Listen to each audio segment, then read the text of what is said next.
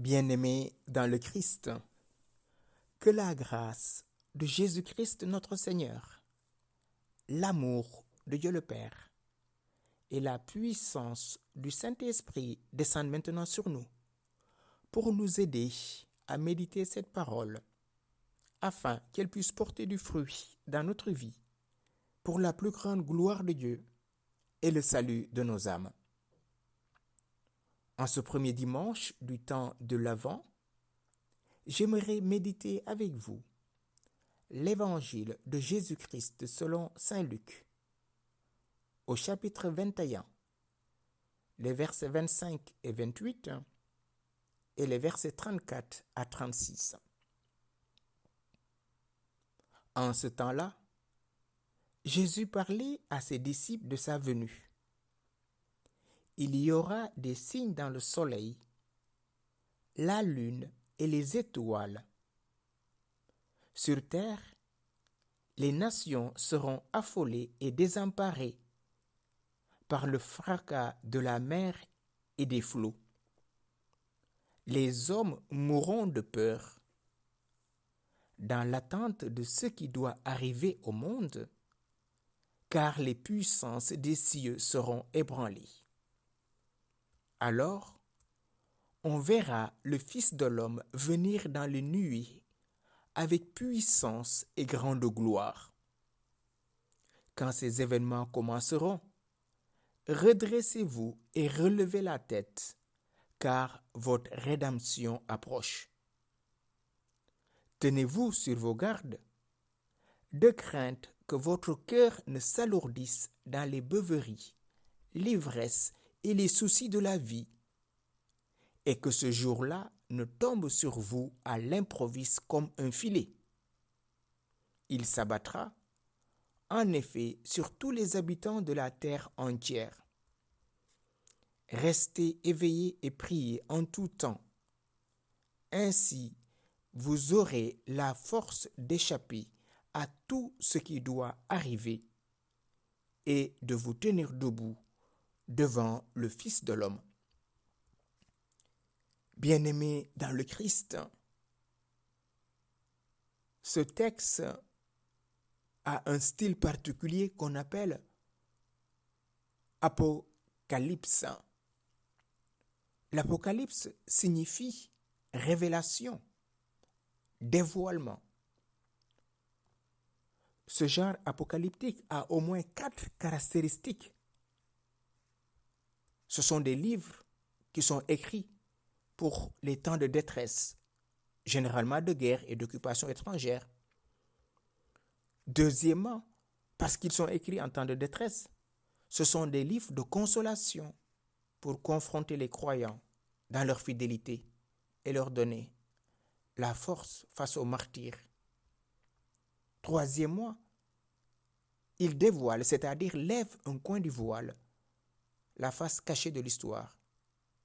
Ils annoncent la victoire finale de Dieu.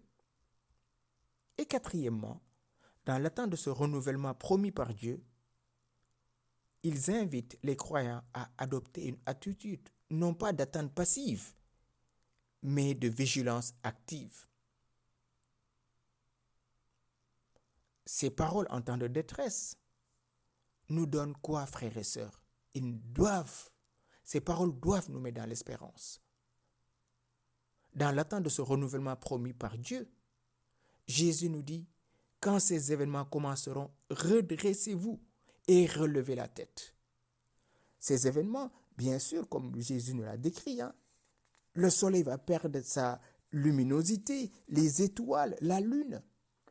Les nations seront affolées et désemparées par le fracas de la mer. Les hommes mourront de peur dans l'attente de ce qui doit arriver au monde, car les puissances des cieux seront ébranlées. Oui, dans ce chaos, comme on peut dire, Jésus nous dit, tenez-vous sur vos gardes. Le Fils de l'homme est là. On le verra venir dans les nuées du ciel avec puissance et gloire. C'est lui qui a créé tous ces éléments naturels. Il en est le créateur, donc le maître. Malgré les fracas des mers, la lune et les étoiles qui s'obscurcissent, Malgré l'affolement des hommes, Jésus reste maître de l'univers. C'est le Christ roi qu'on a célébré dimanche. Mais pour cela, Jésus nous dit, tenez-vous sur vos gardes, de craindre que votre cœur ne s'alourdisse. Restez éveillés et priez en tout temps. Relevez la tête, c'est bien un geste de défi, comme Jérémie nous y invitait. Les croyants sont appelés à se redresser, c'est-à-dire à changer d'attitude, de ne pas se laisser aller à l'affolement, à la panique, mais de savoir que le Christ est victorieux. Le jour de Dieu semble tomber à l'improviste, frères et sœurs. Et Jésus nous dit, vous ne savez pas, c'est comme un filet qui s'abat. Les hommes mangeaient, les hommes buvaient, et voilà le déluge arrivé. Et Jésus nous rappelle, il en sera de même le jour du Fils de l'homme. Nous allons manger, nous allons danser, nous allons nous réjouir, et le filet va tomber. Le jour du Seigneur vient comme un voleur dans la nuit. Quand les gens diront, quelle paix, quelle sécurité, c'est alors que la ruine fondra sur eux, comme les douleurs sur la femme enceinte, et ils ne pourront y échapper. Mais vos frères, vous frères, dit saint Paul, vous n'êtes pas dans les ténèbres, pour que ce jour vous surprenne comme un voleur. Tous, en effet, vous êtes fils de la lumière, fils du jour. Dans la première épître aux Thessaloniciens, au chapitre 5, le verset 2 au verset 5. Paul, comme saint Luc, nous remet dans cette espérance. Nous ne sommes pas dans les ténèbres.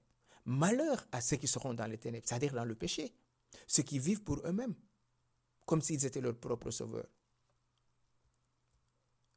Jésus nous dit, redressez-vous et relevez la tête.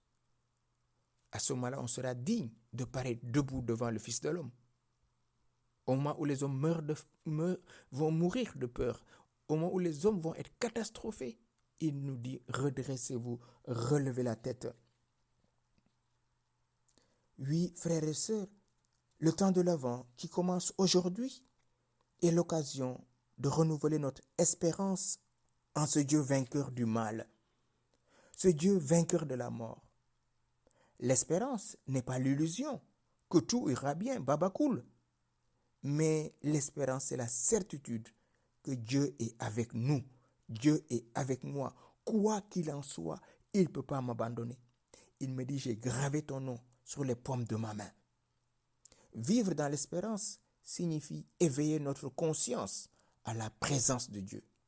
Fuir les distractions inutiles et discerner le bien pour concentrer sur Dieu et accueillir sa présence. Ce qu'il nous donne, c'est-à-dire lui-même. Oui, frères et sœurs, l'espérance n'est pas une conviction, mais une force qui se réalise dans des engagements très concrets. Pourquoi? Parce qu'elle nourrit notre envie de rendre ce monde encore plus conforme au royaume de Dieu. Oui, l'espérance est un don de Dieu. C'est pour ça que l'espérance est une vertu théologale. Et le temps de l'Avent, l'invitation à l'accueillir, la déployer ou à la demander tout simplement. Ce temps favorable qui est le temps de l'Avent nous dispose à la venue glorieuse du Christ. C'est pour ça que Jésus nous dit veillez, veillez et priez, car vous ne savez ni le jour ni l'heure. Celui qui veille a une seule chose que se réalise, la venue de celui pour qui il veille.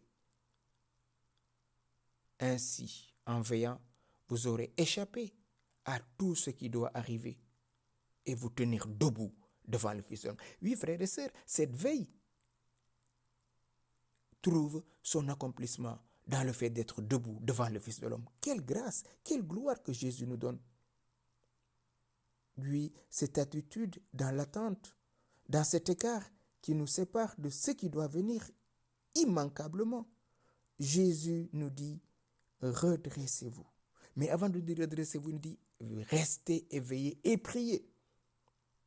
Restez éveillés et priez. Parfois, à cause d'une impatience trop forte ou d'une crainte trop grande, l'attente peut ne pas être simple à vivre. Cette attente vient réveiller ce qui en nous peut être tourment et désir. elle peut nous enfermer dans une passivité qui laisse penser que nous n'avons aucune prise, aucune possibilité d'agir, incapables de changer le cours des choses. Ce n'est pourtant pas le cas. Jésus propose d'habiter cette attente par la prière, par la veille. Et ce temps de l'Avent, frères et sœurs, est un temps d'espérance. Demandons à Jésus cette grâce de nous laisser rejoindre par lui, de nous laisser transformer par lui, pour que notre vie ne soit plus à nous, mais à lui qui est mort. Jésus, je veux commencer ce temps de l'Avent avec toi, en toi et pour toi. Je ne cherche pas à faire, je veux me laisser faire. Comme un enfant, je veux me laisser conduire par l'Esprit Saint. Ô Jésus, déverse à mon cœur la puissance de ton Esprit Saint. Esprit Saint, viens faire de moi une créature nouvelle. Viens m'aider à veiller, que je ne m'endorme pas par le péché, ni par les plaisirs de ce monde, ni par les distractions ou les soucis de ce monde. Donne-moi de veiller. En ce premier dimanche, apprends-moi à veiller, comme ces 4 bougies qui me préparent à ce grand temps. Je veux fondre et mourir en moi-même pour que tu brilles à travers moi, en moi et pour ta gloire, Saint-Esprit.